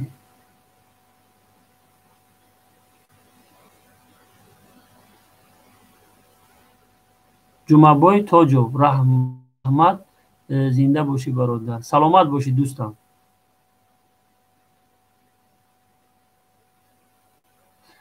فیروز سلیموف: اگر زن شوهرش را به نماز دعوت کند، شوهر عصبی شود، جنگ و جنجال شود، در این کار زن گناهکار می شود برای ناراحتی شوهرش؟ نه برادر عزیز. همین فیروز سلیموف برادر عزیز، یک برادر یک همسیل دارم، سلیموف فیروزان داره که نمیدونم همین باشه یا که همین کسی دیگر باشه. سوال خودت اینه که زن وقتی که اگر شوهرش به نماز دعوت کرده، مردک غضبی شی، اینجا زنک گناهکار نمیشه، بلکه زنک وظیفش همیه که باید گوشزد بکنه. یعنی نه که همین کار رعایت بکنه که آداب و اخلاق رعایت کرده، بدون اینکه تحقیر اهانت کرده، بدون اینکه یگان گپی سخت گفته، مردکش دعوت به سوی نماز بکنه. بگه بیا مردک جان بیا نماز با جماعت بخونیم، ثواب بیشتر میشود. کار کنم با خوبی خطی. همین زنک ابی برای یک چیز اگر خودش در کارش بشود، زنک که یگان شوباش بخره، یگان پدرکه یگان چیز مردک بخرش، همین خیلی سخنای نرم میگه، همین خیلی دلی مردک میوه که مردک دیگه همین دویده کده میخیزه میره و همون چیزی گفتگی زنک میگیره. زنک ها میتونن این کار کده.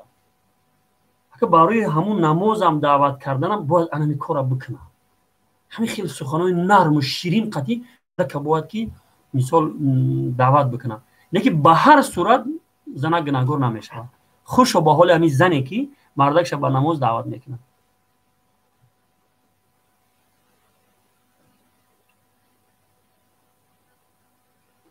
محمد صالح سفرزاده: نمازی جماعت رو در حالت جنگ جهاد چگونه ادا میکنند؟ خلاصه اینجا نماز خوف میگن. در زمان پیامبر صلی الله علیه و آله همین خیلی حالت‌ها رو دیدگی بود که مثال بعد خداوند آیت نازل کرد و نماز خوف آیتش نازل کرد. خلاصه اینجا یک مسلمان‌ها دو جماعت میشوند. یک جماعت خطی همراه امام، یک جماعت دیگر در مقابل دشمن میستند. همون جماعتی که یکم هسته خلاصه یک رکعت میخونه، دو تقسیم میکنن نماز. خلاصه یک جماعتش خطی امام یک رکعت، اگر دو رکعت باشن یک رکعت میخونن، یک جماعت دیگه در صف دشمن میسته. وقتی انسان‌هایی که خطی امام یک رکعت خوندن، اینها میگذرن به طرف دشمن، اونها میبیان جماعت دیگه میبیان خطی امام چیکار میکنن؟ نماز یک رکعت دیگه میخونن و اینا وقتی که باز میگردن اونها میبیان دوام نمازشون میخونن و برعکس همین خیلی جاشون علیش کردن رکعت‌های نماز میخونن. خلاصه این در این باره بحث کلانتر هسته. هر یک جزئیات این مسئله رو فهموندن مثلا وقت میخواه. الله نگهبان تو باشه. فیروز سلیموف: زن نمازخوان قرآن خوان باشد، شوهرش نماز نخواند و نماز خوانی را به کلک نگیرد، زندگی اینها درست می باشد؟ در اسلام حکمی به نماز کافر اعلان کرده اند. برادر عزیز، در مسئله کافر گفتن انسان به نماز خلاصه اینجا فقها اختلاف نظر دارند. یا دقت نظر کنید، سر از یک همین فهمیده برابر نره بگه که این ابن سعدی همون به نماز کافر گفته رنگ یا برادر من ای مسکو زنگ میزنم میگه که من قطعی همین یک کوارتر در زندگی میکنم خلاصه همونجا گپ ایشون میرزا رو میگه که به نماز کافره همون گپا میکشه در سر اینو همتون کافری میگه خود دعوت یک طریقه یک نصیحت یک دوره طریقه حکمت قدی باید دعوت کنی یک برادر تا بیاد تو کافری بدبختی تو به نماز این دعوت میشوه اون میخیزه مشت لغتت میزنه میشه جنگ فتنه کلون میشوه طریقه دعوت اینه من زنگ میزنم میگه که مولوی صاحب میگه همین برادرها گفتم شو که شما نماز نمیخونه کافری خیسن قریب جنگ با شپاشاپی بزنن فهمیدی آخه من گفتم چوی گپ گفتی آخی گفت حاجی میرزا میگه آخه گپ حاجی میرزا رو شما فهمیدید توری آخه شما در فهموندن توری میفهمونی همین یک آدم فهمیده که همین بینماز کافر دیگه همین فتوای کفر نتی آخی خیلی احتیاط کنه در کافر گفتن این کاری آسان نیست برادر عزیز و همین خاطر برادر عزیز مثلا خیلی دقتی نظر من خلاصه من در اینجا بیان میکنم ای چهار مذهب عالماش آدمای بینماز گوش کنن چهار مذهب یک دو سه مذهبش غیر امام ابو حنیفه رحمت الله علیه بینماز مطلق کافر میگه فهمو ای همین چهار مذهب سه مذهبش امام شافعی امام احمدی بن حنبل امام مالک انسان بینماز مطلق کافر میگه دلیلش هم دلیل روشن است یک حدیث میگم که پیامبر صلی الله علیه و سلم میفرماید که من ترک الصلاه متعمدا فقط کفر شخصی که قصدا نماز ترک میکنه کافر است فقط امام ابو حنیفه رحمت الله علیه همین خیل کم ترک سبوکی آورده میگه که اگر از جهت تنبلی و سستی باشه کافر نمیشود همینجا مثال بسیاری برادرای ما از جهت تنبلی و سستی مثلا نماز نمیخونه اگر بگویش که همین فرضیت نماز داری میگه ها میدونم که خوندن در قرآن میدونم که نماز فرضه ان شاء الله سر میکنم میگه برادر عزیز برای کافر گفتن شتاب نکنه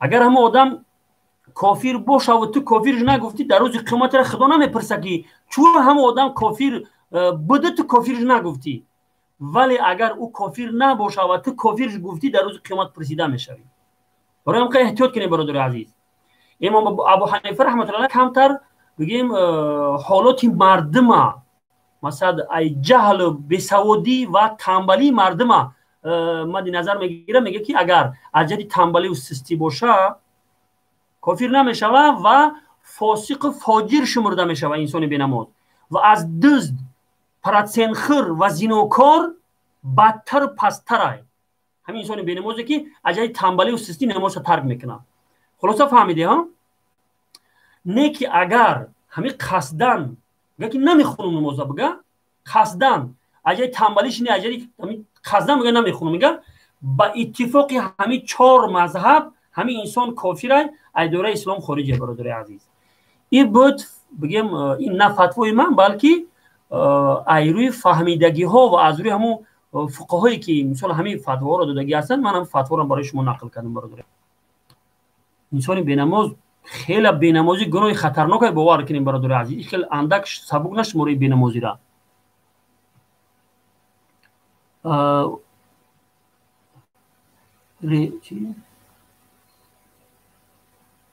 سلام استاد همین مرغ‌هایی که برآمدن در 40 روز چنین مرغای یک ساله میشوند همین ها حلالند نامی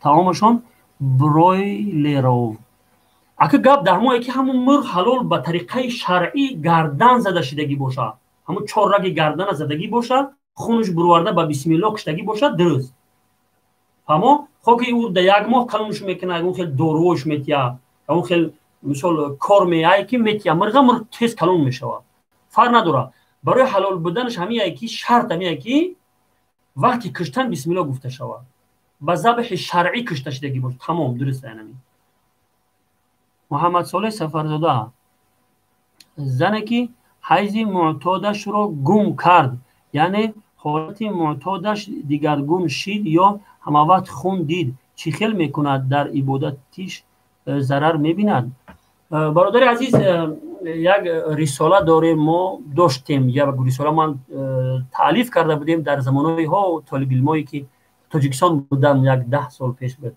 10 سال هم زیاد بشه خلاصه یک رساله داریم درباره مسائل حیض و نفاس کدام بخواهم من ان شاء الله همون رساله را کدام بخواه در همین کامنتاری ها ویدیو ها در بنویسه من ان شاء الله سیلکش هم میپرتم شما کچت کردن میگیری همون کتابا در خصوصی درباره مسائل حیض نفاس است و در همین بابت خوب بحث کردگی است زن متحیره میگن ایرا که زن متحیره میگن همین کدامه که عادت ماهیانش گم کردگی است خلاصه ما اینجا میگم که زنی که مثلا یکش خون میبینه دیگه این فقط ماهش نگاه میکنه از هر یک ماه 10 روزش حیض حساب میکنه و باقی موندهش استحاضه حساب میکنه خلاصه یک احکام مسائل خودش داره و خیلی یک بحث مفصل های داره برای همون برادر کدمید که رساله مسائل حیض نفاس اگر دسترس کردنی میخواهید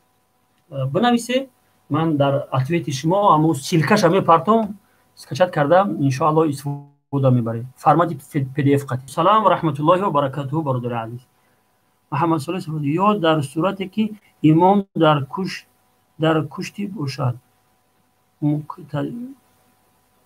کشتی باشد نفهمیدم مقتدی ها در خشکی باشد امام را و مقتدی ها نبینند در حالی که کشتی حرکت کند چگونه جماعت میکنند یعنی که مقصد خودت که امام در درون کشتی های و مقتدی ها در خشکه همین خیلی اگر این خیلی باشه جماعت درست نمیشه بگیم که یک مکان بودن ضرور است اگر رستانی دورتر کشید دیگه ایخیلو میبرند دیگه مثلا رستانی دور نمیشه امام و مقتدی باید که نزدیک باید باشن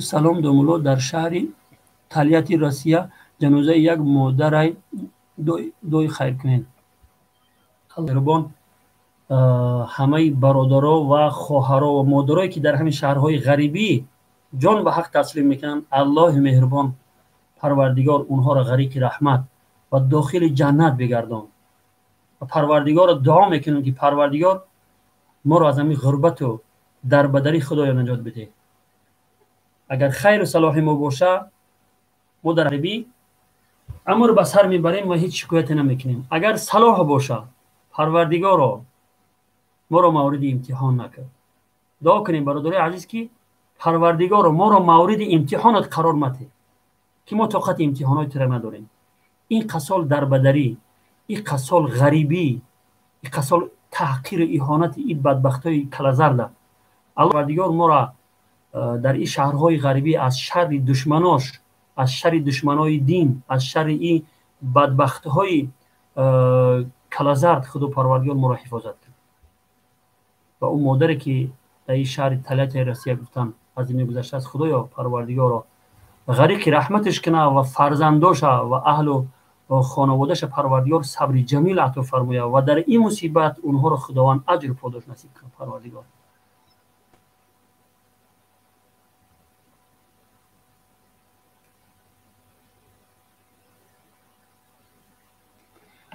برادر استاد همین پریامای افیر در یوتیوب پرتوین ما تماشاش کنیم برادر عزیز همین پریامای افیر که حاج ما رفته است اینا چند ساعت چی 1 ساعت 42 مینوت رفته است ان شاء الله همین خیلی سخرانید میشه در یوتیوب بگیم ادکریتی دوست و پای شما میتونید تماشا کنید برادر عزیز ان شاء الله ما اودالی چی نمیکنم میرا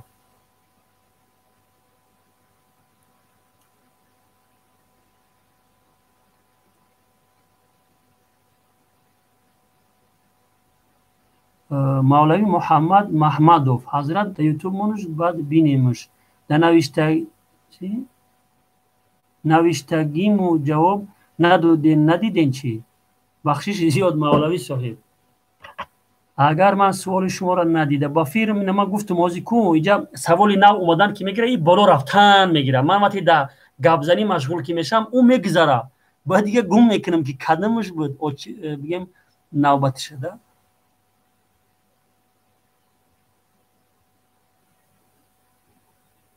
ما سوالی خطا گفتیسم مولای سوی